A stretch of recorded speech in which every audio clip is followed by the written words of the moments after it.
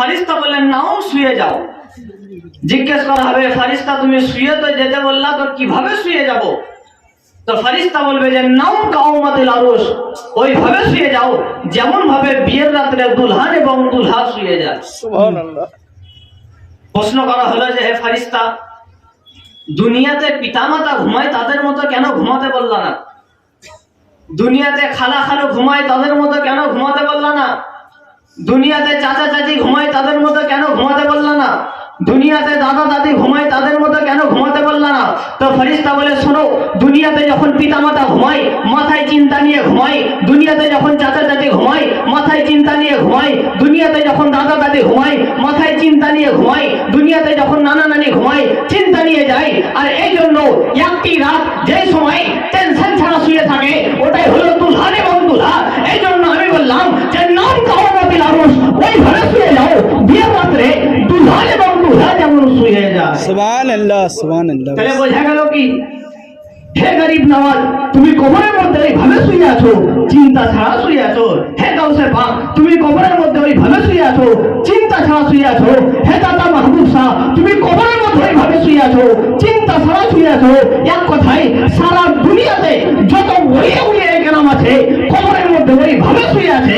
দুলহান এবং দুলহা যেমন টেনশন ছাড়া শুয়ে থাকে ওই রকম কবরের মধ্যে শুয়ে আছে। এই জন্য বলা হয় উরুস।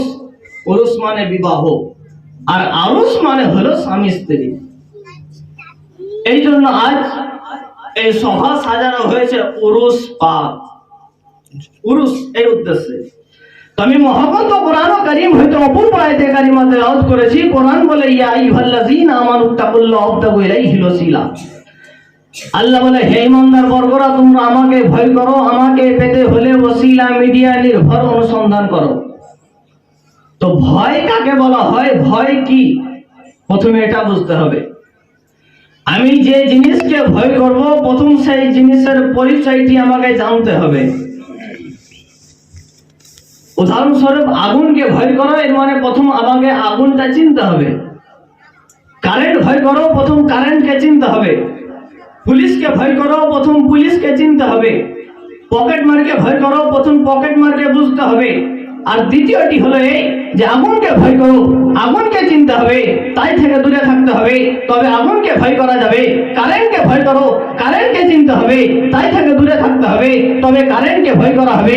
পুলিশকে ভয় করো, পুলিশকে চিনতে হবে, তাই থেকে দূরে থাকতে হবে, তবে পুলিশকে ভয় করা যাবে। এ খোদা, দুনিয়ার সমীক্ষা অনুযায়ী ভয়ের ব্যাপারে দুটো পার্ট পেয়েছি। এই দুটো পার্ট যদি তোমার ভয়ের ব্যাপারে সেট করি একটাও সেট হচ্ছে না। তার কারণ হলো একটাই, আমরা হলাম সাধারণ বান্দা, আমরা হলাম সাধারণ মানুষ। তোমার পূর্ণ পরিচিতি আমাদের মধ্যে নেই। তো বিখ্যাত তাফসীরে দাও, তাফসীরে বাইজাবি বলতে আছে মিন ফিলিল খায়রাত ওয়া তারকিল মাসি। খোদার ভয় ওটাকে বলা হয় আল্লাহ যেটা অর্ডার দিয়েছে এর উপরে আমল করা, আল্লাহ যেটা নিষেধ করেছে তাকে বর্জন করার নামই হলো খোদার ভয় করা। আল্লাহ বলেছেন যে নামাজ পড়ো মিথ্যা নিষেধ। প্রথমে নামাজ পড়তে হবে, মিথ্যা বর্জন করতে হবে, তাহলে খোদাকে ভয় করা হয়ে গেল।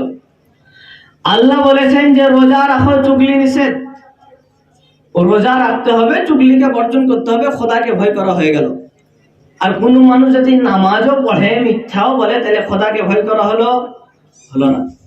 কোন মানুষ রোজাও রাখলো চুগলিও করলো, খোদাকে ভয় হলো হলো না। তো খোদাকে ভয় করতে হলে প্রথম খোদার অর্ডারের উপরে আমল করতে হবে।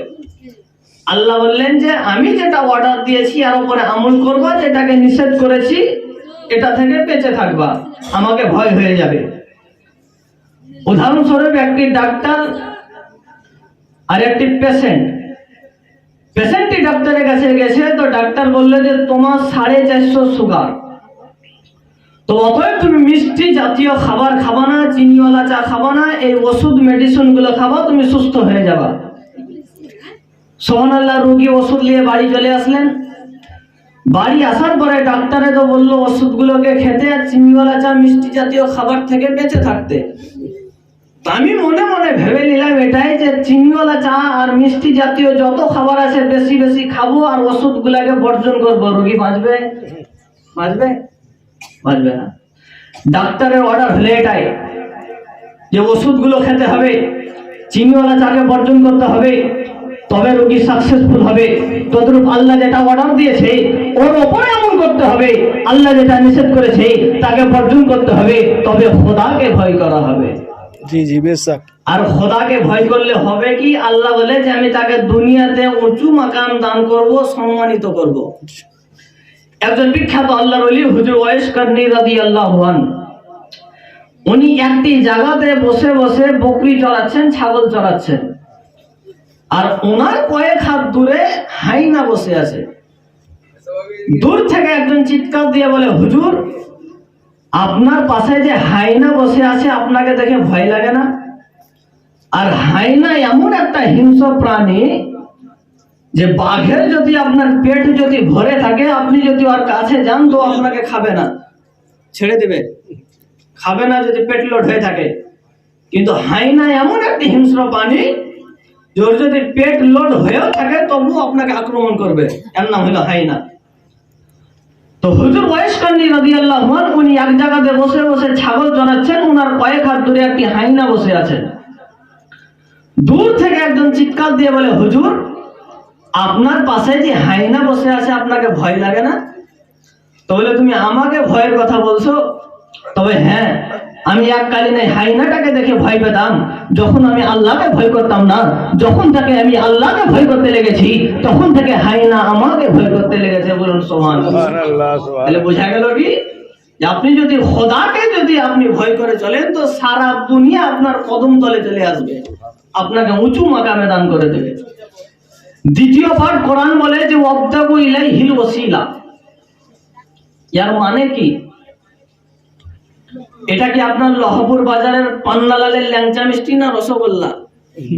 ওসিলা বলা হয় কাকে, এটা প্রথম বুঝতে হবে। তো তাফসীরের কিতাবের মধ্যে একটি বিখ্যাত তাফসীরের ফেমাস কিতাব যার নাম তাফসীরে ইবনে কাসির। তো ওই জায়গাতে ব্যাখ্যা দিলেন যে আল ওয়াসিলাতু হিয়াল্লাতী ইয়াতাওয়াসসালু বিহা ইলা তাহসিলিল মাকসুদ। ওসিলা বলা হয় যে জিনিস দ্বারা মানুষ নিজের গন্তব্য স্থল পর্যন্ত পৌঁছে যায়, ওর নামই হলো ওসিলা। বলুন সুবহানাল্লাহ। যেমন উদাহরণস্বরূপ যদি আপনি এই জায়গাতে সাইকেলের মাধ্যমে আসেন তো জানতে হবে সাইকেলটা ছিল আপনার ওসিলা। যদি মোটর সাইকেলের মাধ্যমে আসেন জানতে হবে মোটর সাইকেল আপনার ওসিলা। যদি চার চাকার মাধ্যমে আসেন তো জানতে হবে চার চাকাটা ছিল আপনার ওসিলা। কিন্তু এই কোরআনে কোন ওসিলার কথা আল্লাহ বললেন? এই কোরআনে ওই ওসিলার কথা আল্লাহ বললেন যে ওসিলা দ্বারা মানুষ নিজের খোদা পর্যন্ত পৌঁছে যাবে, ওই ওসিলার কথা আল্লাহ কোরআনে বললেন। ওই ওসিলা কে? আমাদেরকে দেখতে হবে, যাকে ধরবো তাকে মানবো, যাকে চিপটে ধরে রাখবো, যাকে ফলো করে চলবো, তার সঙ্গে খোদার সম্পর্ক আছে কিনা নাই, ঠিক না বেটে? এখন যদি আপনার চার চাকার মধ্যে, চারটা চাকার মধ্যে যদি দুইটা চাকাকে খুলে নেওয়া হয় তো ওই গাড়িতে আপনি এই জায়গায় আসতে পারবেন না।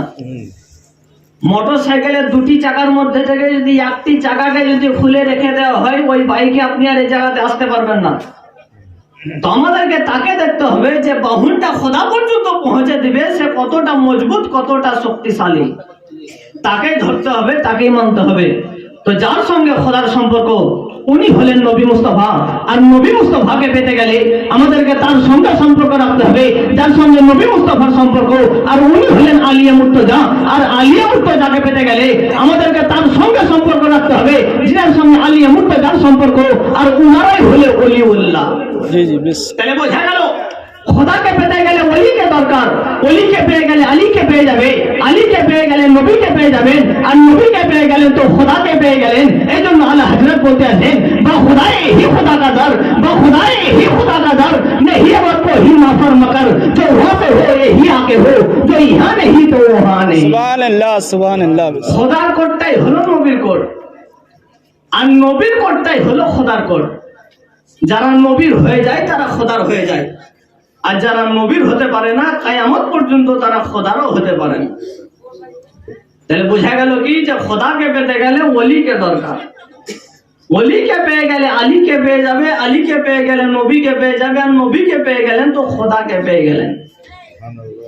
এই যে ওলিকে কেন দরকার, ওলির পাওয়ার, ব্যক্তিত্ব কি, এর ব্যাপারে দু চারটি হাত কথা।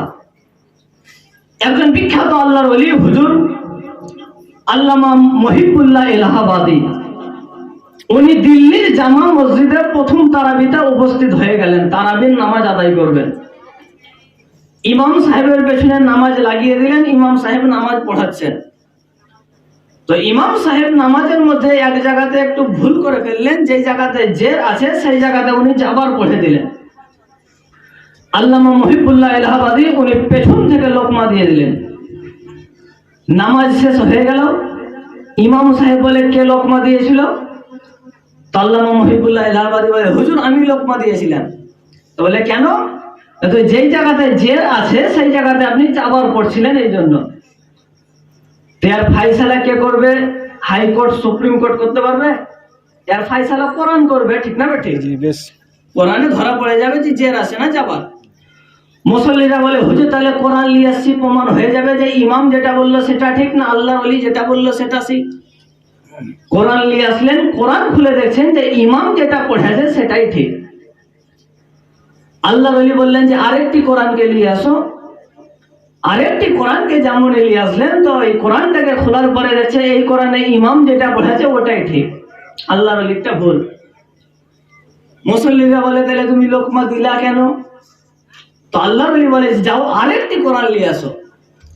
আর যেমনই আরেকটি কোরআনকে নিয়ে আসা হলো, তো দেখছে আল্লাহর ওলি যেটা বলেছে ওটাই ঠিক, ইমামেরটাই ভুল। মুসল্লিরা ফাইসালা করতে লাগলো তাহলে কারটা সঠিক কারটা বেঠিক। তো সমীক্ষা করে ওনারা বললেন যে ইমাম সাহেবেরটা ঠিক, তার কারণ দুটি কোরআন একদিকে সাপোর্টে আর আল্লাহর ওলির দিকে একটি কোরআন সাপোর্টে। তো আল্লাহর ওলি দেখলেন যে এদেরকে এইভাবে বুঝিয়ে আমি বুঝাতে পারবো না। আল্লাহর ওলি কি করলেন? সঙ্গে সঙ্গে ওনার পাগড়ি মুবারককে খুলে ইমাম সাহেবের মাথায় পরিধান করিয়ে দিলেন, আর বলে তুমি লাহে মাহফুজের দিকে তাকিয়ে দেখো, যেখানে জের লেখা আছে না জাবাল লেখা আছে। সুবহানাল্লাহ সুবহানাল্লাহ। যেমন আল্লাহর ওলি পাগড়ি মুবারককে পরে ইমাম লাহে মাহফুজের দিকে তাকিয়ে দেখলেন, তো দেখলেন ওই জায়গাতে জাবাল লেখা নাই, জের লেখা আছে। सुभान अल्लाह सुभान উনি বললেন যে দুনিয়ার পিঠ ছাপাতে গিয়ে কোরআনে ভুল হয়ে যেতে পারে, কিন্তু লাহে মাহফুজ এমন একটি কিতাব, সংরক্ষিত। লাহে মানে হলো সংরক্ষিত, মাহফুজ সংরক্ষিত, সেলেক্ট। এই এমন একটি জায়গা, এই জায়গাতে তুমি তাকিয়ে দেখো যে এখানে জের না জাওয়াল লেখা আছে। সুবহানাল্লাহ সুবহানাল্লাহ। উনি তাকিয়ে দেখলেন যে আল্লাহর ওলি যেটা বলেছেন ওটাই ঠিক, ওটাই লেখা আছে। ইনারাই ছিলেন আল্লাহর ওলি যিনারা দুনিয়াতে থেকে লাহে মাহফুজকে দেখে নিত। বলুন সুবহানাল্লাহ। আপনি আমি পারবো লাহে মাহফুজ দেখতে পারবো? আমার বাড়িতে কি হয়েছে দেখার ক্ষমতা নাই, ঠিক না বেটে? লাহে মাহফুজ তো বহু দূরের কথা। তো যিনারা শরীয়ত, তরিকাত, হাকিকাত, মারিফাত চারটি লেভেলকে অতিক্রম করে চলে যায়, তো তাদের বাতিনি জাহির চারটি চোখই খুলে দেওয়া হয়। বলুন সুবহানাল্লাহ। सुभान अल्लाह প্রত্যেকটি মানুষের চারটি চোখ, দুটি জাহির, দুটি বাতিনি। দুটি চোখ দেখা যায়, দুটি চোখ ছুপায়িত দেখা যায় না। এই ছুপায়িত চোখ কখন খুলবে? যখন শরীয়ত, মারিফাত, তরিকাত, হাকিকাত চারটি লেভেলকে আপনি অতিক্রম করে চলে যাবেন, তখন আপনার বাতিনি চোখ দুটো খুলে যাবে। এই যে আল্লাহর ওলির পাওয়ার, ব্যক্তিত্ব কত! আসুন, আরেকজন বিখ্যাত আল্লাহর ওলি হুজুর নিজামউদ্দিন আউলিয়া, তিনি দিল্লির সরজমিনে শুয়ে আছেন, আরাম করছেন। তো সুবহানাল্লাহ, উনার দরবারে জিকির হচ্ছেন, তাসবিহ তাহলিল হচ্ছেন, মজমা একটি মজলিস বসেছেন, জিকির হচ্ছে। ওই জিকিরের মধ্যে একজন নওজওয়ান যুবক হাজির হলেন। সুবহানাল্লাহ। নওজওয়ান যুবক প্রথম দিন যখন জিকিরে গেলেন, তো প্রথম দিনে ওনার জুতো চুরি হয়ে গেল। দ্বিতীয় দিন গেলেন, দ্বিতীয় দিনও ওনার জুতো চুরি হয়ে গেল। আর এরকম সুবহানাল্লাহ ছ্যাঁচকাচর আমাদের জুম্মার দিনে দেখা যায়, ঠিক না বেটে? জীবনে তো নামাজ পড়ে না, জুম্মা পড়তে এসে এক জুতা উনি পালে, আর জুতাই নি পালে।